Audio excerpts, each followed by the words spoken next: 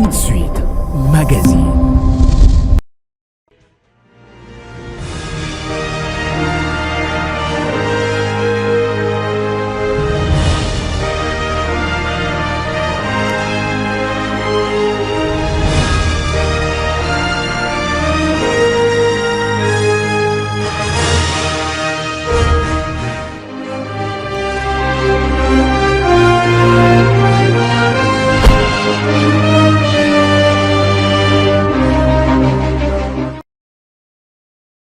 Mesdames et messieurs, bienvenue dans ce nouveau numéro de Ma Profession, une émission qui est là pour vous apporter à découvrir le professionnel, les hommes de métier, les personnes qui assument des fonctions quelconques dans notre pays, ce beau pays, la République démocratique du Congo. Aujourd'hui, je vous apporte une personne que vous allez découvrir à travers cette nouvelle édition. Il s'appelle M.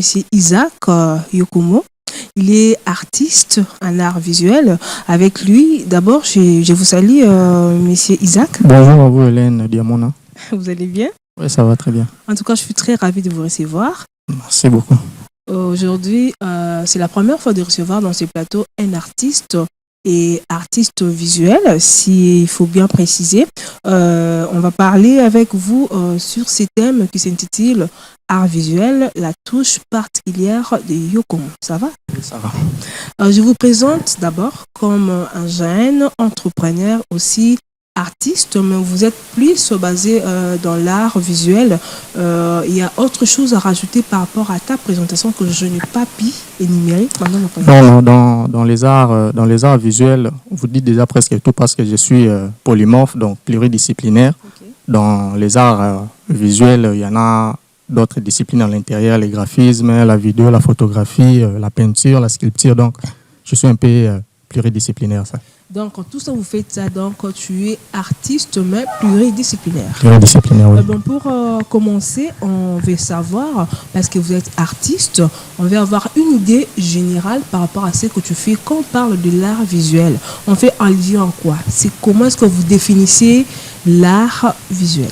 Déjà, en parlant de l'art visuel, on fait premièrement allusion à la vision, donc à la vue. Et selon moi, les arts visuels, parce qu'on l'utilise beaucoup plus au pluriel, les arts visuels sont des arts qui utilisent des images pour faire passer un message. Ou deuxièmement, ce sont des arts qui produisent des objets perçus essentiellement par l'œil. Dans ces objets, certains sont palpables et d'autres ne le sont pas. Par exemple, la vidéo fait partie des arts visuels, mais on ne peut pas toucher la vidéo. On peut sentir les émotions et tomber amoureux d'un film, d'un documentaire, d'une série, d'un portrait, par exemple, d'une série télévisée, mais on ne peut pas aller toucher la vidéo. Par contre, la sculpture est palpable. Vous pouvez aller à l'Académie des Beaux-Arts, par exemple, et voir une sculpture et toucher. Oui, et toucher, sentir vraiment si c'est en bois, en pierre, et vous pouvez aussi même toucher un tableau de peinture. D'accord, je pense que la réponse est claire. Vous nous avez éclairci par rapport à la définition concernant l'art visuel. Vous avez même donné beaucoup d'illustrations pour amener la population à comprendre. Vous avez dit dans l'art visuel, c'est faire passer les messages. Quel est le but de l'art visuel? Premièrement, pour nous, artistes, l'art visuel nous laisse un champ libre à la technique. Oui. Donc, tout artiste visuel est libre de travailler sur un médium quelconque. Okay. La vidéo, la photographie, la technique mixte, le collage, le recyclage, la peinture, la sculpture. Okay. Mais maintenant, pour les admirateurs, l'art ou les arts visuels, son importance ou son but majeur est de garder aussi certains souvenirs. Par exemple, tous ici, nous n'avons jamais vu Lumumba. Mais au travers des arts visuels, on peut reconnaître que ça, c'est Lumumba et faire la différence entre Lumumba et Kasavubu. D'accord. Les arts visuels racontent également des histoires réelles, comme j'ai dit à propos des de Lumumba. Ok. Si vous avez, par exemple, une fête de mariage, vous aurez besoin d'un photographe, d'un vidéaste pour garder ces souvenirs-là. Pour garder les souvenirs. Oui, c'est un peu ça. Et c'est ça le but, bien l'importance de l'art visuel. Et comment on devient un artiste visuel? Bon, en fait, on va d'abord demander comment on devient un artiste en général, et puis par rapport à votre particularité, parce que vous êtes artiste visuel, comment on devient? Déjà, être artiste, moi je dis souvent que c'est une vocation. Oui. On ne les choisit pas. On est artiste. Oui, on est artiste, mais on ne les choisit pas. C'est Oui. une vocation.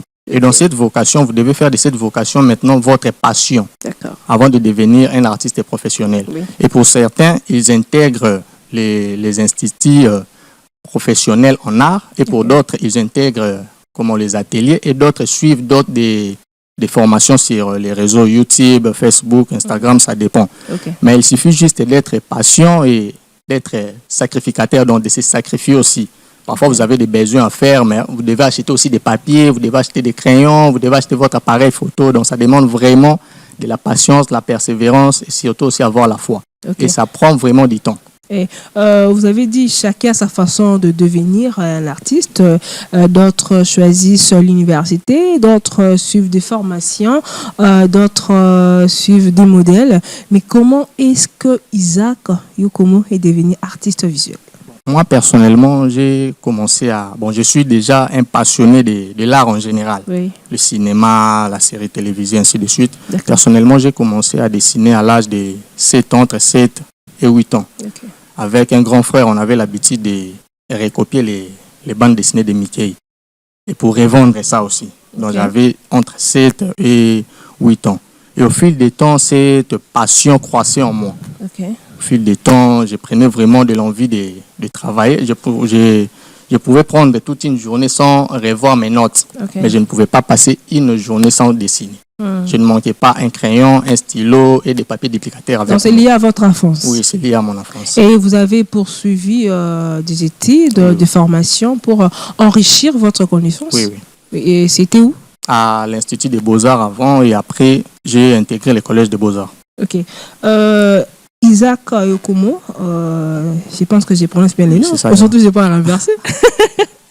Ok, la différence est-il entre un art visuel et un artiste plastique? Bon, déjà, dans cette question, si je peux bien enrichir, Ok. je vous demanderai de me laisser un peu le temps sur ça. Oui, je te laisse. Les arts, on doit déjà, apprendre dans cette oui. émission. Oui. Déjà, comme je vous ai dit, les arts, il y a les arts visuels, les arts plastiques. Bon, si on peut aussi ajouter les arts... La sculpture, comme la tu viens de sculpture parler. fait partie au maintenant début. des arts visuels ou Ok. des arts plastiques. Ok. Les arts plastiques font partie des arts visuels. Ok. C'est pareil avec les arts graphiques Ok. et les arts médiatiques. Ok. Donc, si je pourrais différencier, je ne vais pas différencier les arts visuels aux arts plastiques, Ok. mais ça serait plutôt les arts plastiques aux arts médiatiques et aux arts graphiques. Ok. Et quelle est la différence? Les arts plastiques sont des arts qui consistent à donner de la forme à la matière. Ok. Prenons l'exemple de la peinture qui est une matière brute. Mhm. Mais vous voyez un artiste réaliser un portrait ou un tableau avec cette matière-là brute. Ok. Mais si vous donnez à quelqu'un d'autre, il ne pourra pas faire ça. Mhm. Vous prenez de l'argile et vous modelez ça, vous donnez de la forme. Donc, Ok. il y a même les recycleurs, ceux qui font des recyclages, prennent certains déchets et pour en réaliser des œuvres. Donc les arts plastiques consistent premièrement à donner de la forme à une matière quelconque. Ok. Tandis que les arts graphiques sont beaucoup plus dans les écritures, dans les gravures. Dans les écritures, les formes, et c'est là où on retrouve maintenant les graphismes. Ok. Or, les graphismes est l'art de concevoir, et d'organiser les images, les textes, les formes pour faire passer un message. Ok. Tandis que dans les arts médiatiques, on utilise beaucoup plus la technologie électronique. Ok. Un artiste médiatique sans la technologie électronique, Il ne saura il ne pas, saura pas. travailler. Par exemple, vous prenez un Donc, photographe. il est limité. Oui, Oui. vous prenez un photographe et vous prenez son appareil photo, vous lui dites capturer des photos. Il ne saura pas. Il ne C'est saura pas. impossible. Mais ce qui est facile à faire pour un artiste graphiste et comment pour un artiste plasticien. Mais dans ces trois domaines-là, même dans les graphismes peuvent aussi se ramener à la photographie. Par exemple, je peins un tableau ou je sculpte une œuvre en bois ou en pierre. Ok. Et on vient capturer cette œuvre-là, prendre ça en photo. En réalité, ce n'est plus la même. Ça a changé de forme, c'est devenu C'est plus une original, photographie, ce oui, n'est oui. plus original. Mais On vous, peut c'est aussi de aller l'original. exposer cette photographie-là. On peut aussi aller l'exposer. D'accord. Et par contre, encore, il y a encore une variation dans cette histoire. Vous prenez une photo, un photographe qui vous capture une photo à part et moi aussi à part, Oui. et fait le montage de ces deux photos. Ça C'est comme change si on était ensemble. Oui, ça change directement aussi des formes, ça devient maintenant du graphisme. Parce qu'il est en train d'organiser les images. Ce n'est plus de la photographie entière, mais ça devient du graphisme, c'est un peu ça. D'accord, je pense que c'est vraiment clair parce que l'important de cette émission, c'est aussi enrichir la population par rapport à votre connaissance, avoir une idée par rapport à votre métier ou bien profession. On parle de la touche particulière de Yokomo. Quelle est votre touche? Pour moi, personnellement, je suis un artiste mixte. Ok. J'aime utiliser ce que je vois, ce que j'ai. Même si je n'ai pas de la peinture, je vais continuer à travailler. Je n'ai pas de crayon, je vais continuer à travailler. Donc, moi, personnellement, ma touche particulière est que je suis très mixte. Ok. Oui, vous êtes très mixte. Je suis très mixte. Oui, au début, vous avez dit que chaque œuvre véhicule un message, mais dans vos œuvres, quel est le message que vous véhiculez étant artiste en art visuel? Personnellement, je suis d'abord le défenseur des victimes sociaux et politiques. D'accord. Victimes des sociaux et des sociales et politiques. Dans le monde actuel, nous voyons beaucoup plus les gens souffrir. Par exemple, ici en RD Congo à l'Est, il y a la guerre. Et moi, personnellement, ça m'inspire. Ça t'inspire. Ça m'inspire de rendre de la guerre de l'Est qui sont abandonnés aussi parfois, qui n'ont pas d'ici de secours, qui ne savent pas s'ils vont survivre encore le lendemain. Donc moi, ça m'inspire et je les rends hommage. Et tu leur rends hommage avec l'aide de quel message? De réconfort ou bien de continuer malgré qu'il y a la guerre, de vivre, de croire encore? C'est quoi le message? Moi, je dirais que mon message est basé sur les cris de douleur. Les cris de douleur de ces victimes-là, qui crient en nous, qui crient au gouvernement, au monde entier, de leur voir et de leur venir en aide. Ok. Yokomo, je pense que M. Alex, qui est à la régie, est en train de faire passer vos images, vos œuvres à travers la télé. Mais nous voulons savoir, il y a d'autres artistes qui sont inspirés à la femme, à l'éducation à l'homme. Quelle est la place de la femme et l'éducation, vous, dans votre métier en tant qu'artiste? Thématiquement parlant, j'utilise beaucoup plus la femme et l'enfant dans mes œuvres. Oui. Beaucoup plus, j'ai bien dit beaucoup plus, parce que pour moi, la femme représente premièrement l'humanité et l'enfant représente l'espoir de toute une nation. Quand la femme, et deuxièmement aussi la femme et l'enfant sont deux personnes qui se ressemblent à peu près. Pourquoi je dis ça? Dans toutes circonstances, même dans votre famille, s'il y a une fête, ceux qui vont célébrer le plus, c'est la femme et l'enfant. Et l'enfant, oui. Et s'il y a un deuil, c'est aussi pareil. Oui. Donc pour moi, c'est en fait une façon, je dirais, je ne sais pas si une facilité ou une manière pour moi d'exprimer toute expression. Ok. Que ce soit la tristesse ou la joie, la femme et l'enfant me permettent de l'exprimer. C'est premièrement. Deuxièmement, comme j'ai dit tantôt, que la femme représente l'humanité. Et l'enfant représente l'espoir. Quand l'éducation de l'enfant n'est pas prise en charge, vous détruisez également votre nation. Parce que cet enfant-là que vous détruisez son éducation, demain il sera le président de la République, demain il sera le premier ministre. Qu'est-ce qu'il va transmettre au pays ou aux autres? Isaac Yomoko, artiste, nous voulons savoir, entrer dans votre boîte, savoir votre magie, quels sont les outils de travail que vous utilisez pour réaliser vos œuvres qui sont en train de passer dans notre télévision? Bon, comme je l'avais dit, je suis un artiste mixte. Si je peux quand même énumérer quelques outillages, j'utilise les crayons, la peinture acrylique et huile, la toile, les noix de palme, d'autres photos aussi imprimées et ainsi de suite. Ok, je pense que nous avons une réponse claire par rapport à ce que vous faites. Mais aujourd'hui, vous êtes un jeune artiste. Je pense que vous avez voyagé aussi en dehors de la RDC et parler ou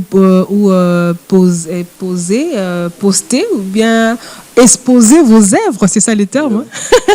Exposer vos œuvres. Quand vous regardez la vie de l'artiste congolais et les artistes d'ailleurs, quel regard que vous donnez de votre métier?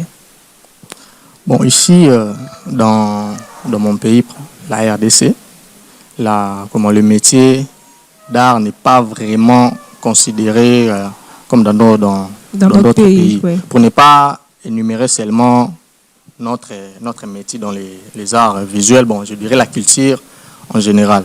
Récemment, je suivais une émission où c'est un chanteur qui faisait la différence entre la culture congolaise et la culture nigériane. Oui. Il disait à l'heure actuelle, je ne sais pas si je peux citer la chaîne télé. Oui, allez-y, il n'y a pas de problème. Oui, les entreprises traces. Okay. Les Nigérians achètent l'espace, plus de 70% d'espace pour parler de la culture, pour parler de leur culture, pour faire la promotion de la musique, oui. de leurs musiciens. Okay. Je ne sais pas, chez nous ici, on a un peu tendance à négliger côté culture. Or, par exemple, je suis toujours dans le Nigeria. On néglige pas la culture, on aime la musique. On néglige un peu, oui. Faut pas dire ça. Je ne parle pas de tout le monde, mais je parle du côté du gouvernement. Oui. Du côté du gouvernement, il n'y a pas vraiment une politique culturelle assez bien, ou très bien même. Okay. Nous connaissons les Nigériens, la majorité des Congolais connaissent les Nigériens au travers de leurs films. D'accord. Si vous voyez aujourd'hui même notre manière de construire nos maisons, l'architecture de Kinshasa, nous avons adopté la manière de faire des Nigérians. Même notre manière de chanter, de faire la musique, les afrobeats. C'est made in Nigeria. Vous comprenez un peu? Oui. Hein? Oui. Vous comprenez un peu. Donc, mais chez nous, on n'a pas vraiment cette politique. Okay. Les artistes, excusez-moi, les artistes font de leurs propres efforts pour évoluer, pour se promouvoir en fait. Okay. Vous comprenez un peu? Pour se faire vendre. Pour se faire vendre, pour se promouvoir. Il nous arrive parfois, vous êtes sélectionné pour aller dans un pays quelconque pour exposer, oui. Et vous manquez aussi l'argent pour les billets. Vous allez au ministère, vous comprenez un peu? Oui. Donc on néglige un peu ces côtés-là.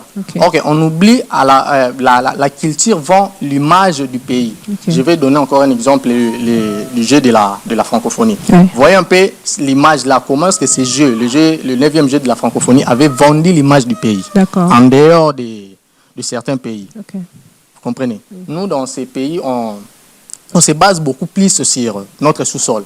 Okay. On se dit qu'on a des diamants, on a l'or, on a nous avons des cuivres. Oui, nous avons des cuivres, mais nous oublions une chose, la culture peut aussi nous amener d'autres investisseurs. Okay. Tous nous connaissons les États-Unis. Pourquoi? Parce que nous regardons des films des États-Unis, leurs chanteurs, leurs peintres, leurs artistes évoluer. Donc c'est un peu ça. Si dans notre pays, il n'y a pas vraiment une politique culturelle assise. Ok. Et qu'il n'y a pas une politique culturelle assise. Mais comment vous faites pour vendre vos œuvres? Je ne sais pas. D'abord, pour l'exposition, c'est difficile.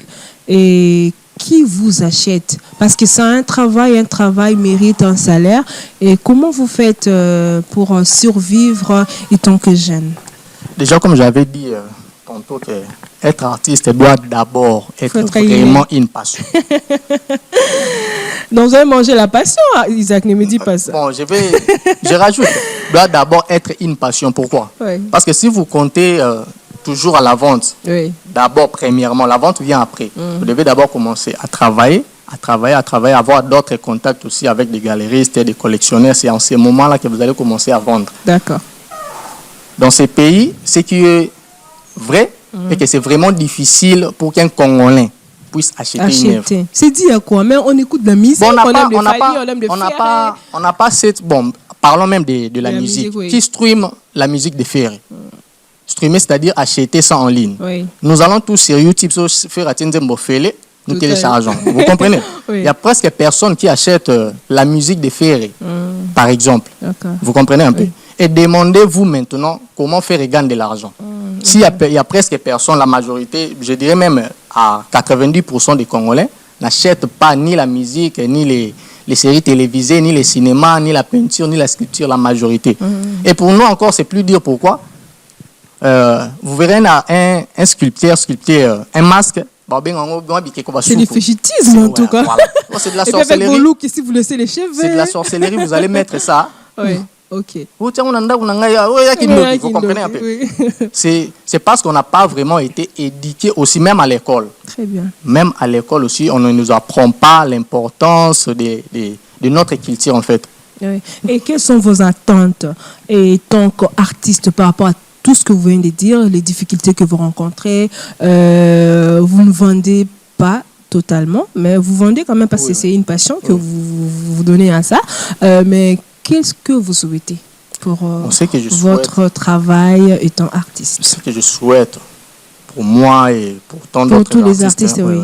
Pour tant d'autres artistes, peu importe leur discipline, Oui. c'est de voir notre domaine artistique évoluer, vraiment y aller de l'avant.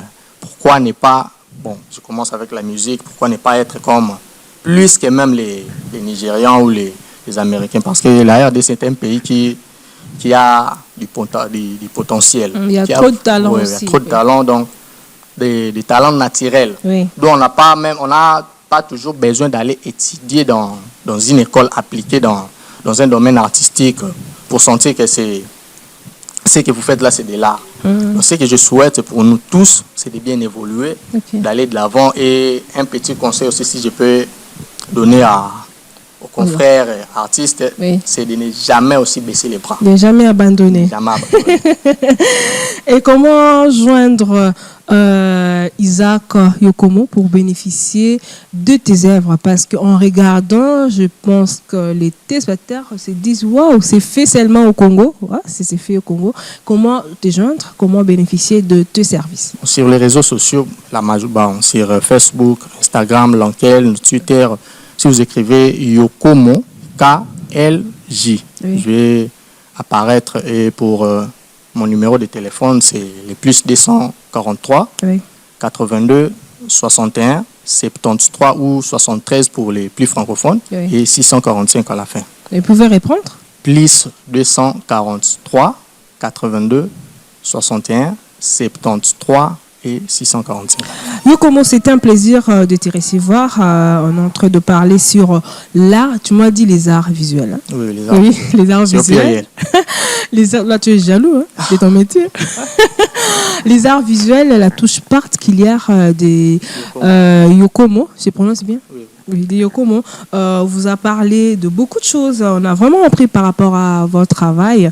Est-ce que tu as aussi le temps de courtoyer les grands qui ont passé dans ce que tu fais aujourd'hui? Quel est ton modèle? Qu'est-ce qui t'inspire vraiment quand tu le regardes? Tu dis, ouais, moi, je dois, malgré tout, je ne vais pas abandonner, je vais toujours avancer. Bon, en parlant du modèle, je ne dirais pas du modèle, mais des modèles. Oui. Parce que j'en ai un peu beaucoup. Plusieurs. Oui, j'en ai plusieurs. Je commencerai d'abord par mes pères. Mes pères, et je les appelle mes pères artistiques. Il y a Patou Nyongoso et Van Moshe. Ce sont des sculpteurs. Ils m'ont accueilli au sein de leur atelier. J'étais encore au 3e des humanités. J'ai commencé à apprendre avec eux. Et il y a un autre qui fut mon enseignant de l'art à l'école, au collège de Beaux-Arts, Chikama Kalama, Alfred. Ouais, lui, pour moi, c'est un père adoptif. Un père adoptif dans l'art. Et à part eux, il y a encore un artiste que j'aime bien jusqu'à présent. Et j'ai grandi même en admirant ses œuvres. Et j'ai aussi eu le temps de le voir et un peu de discuter avec lui à propos de l'art, ainsi de suite, les messieurs ou les peintres, le maître, les grands maîtres, Claudie Kahn. Oui, nous avons très beau parler de l'art, mais on a oublié, si on n'a pas posé cette question, qu'est-ce qui représente l'art pour toi? L'art. Oui. Tout d'abord, l'art, c'est une manière de faire quelque chose. Oui. Il y a certains qui disent que c'est une manière de faire quelque chose selon les règles apprises dans une école ou dans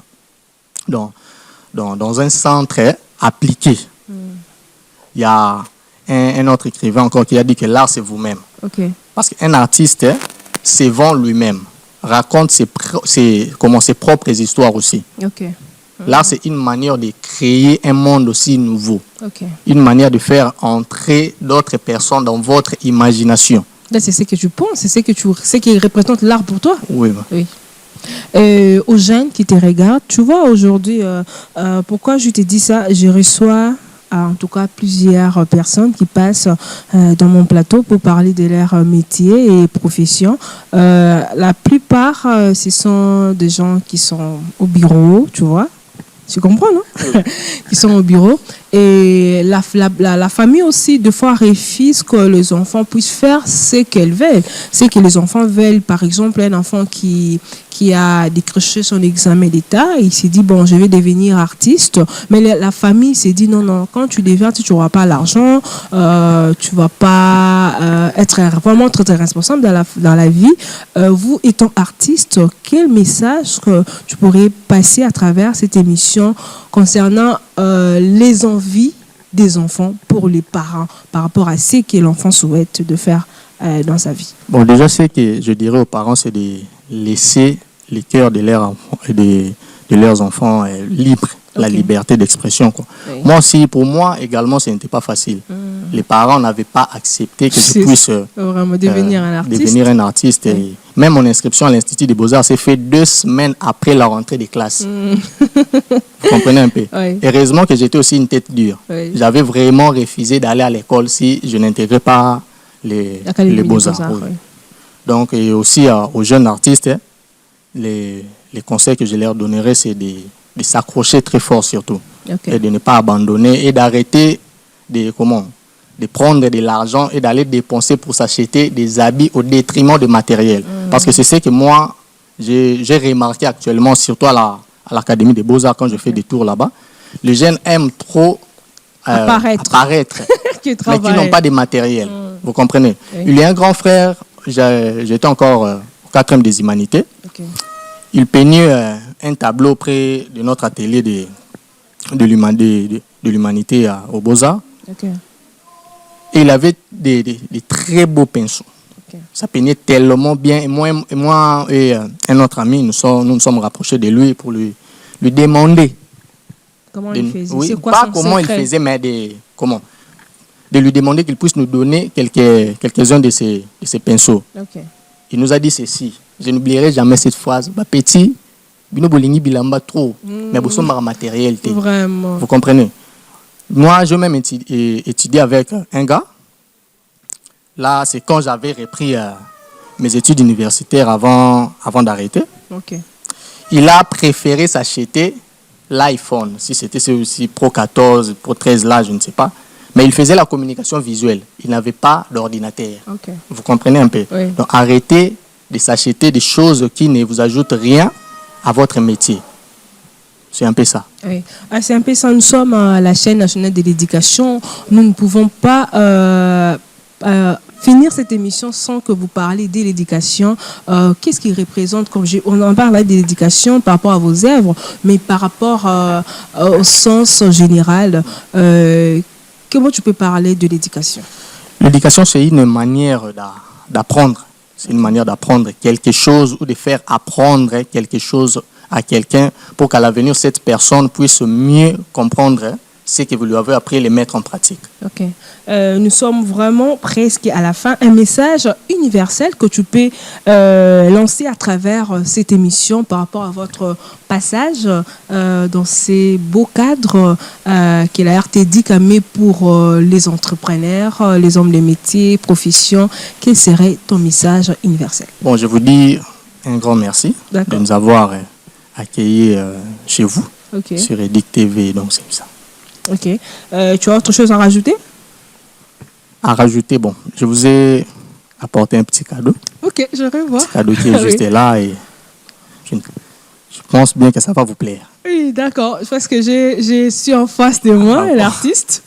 J'aimerais quand même voir ça. Waouh! Il faut quand même soulever pour que je puisse voir. En tout cas, je reçois ça. C'est magnifique. C'est ça vraiment... l'importance d'avoir des artistes de talentueux dans notre pays. En tout cas, merci à toi. Merci beaucoup à vous. Bon vent, toi, tu m'as Merci. vraiment fait du bien à travers ces cadeaux.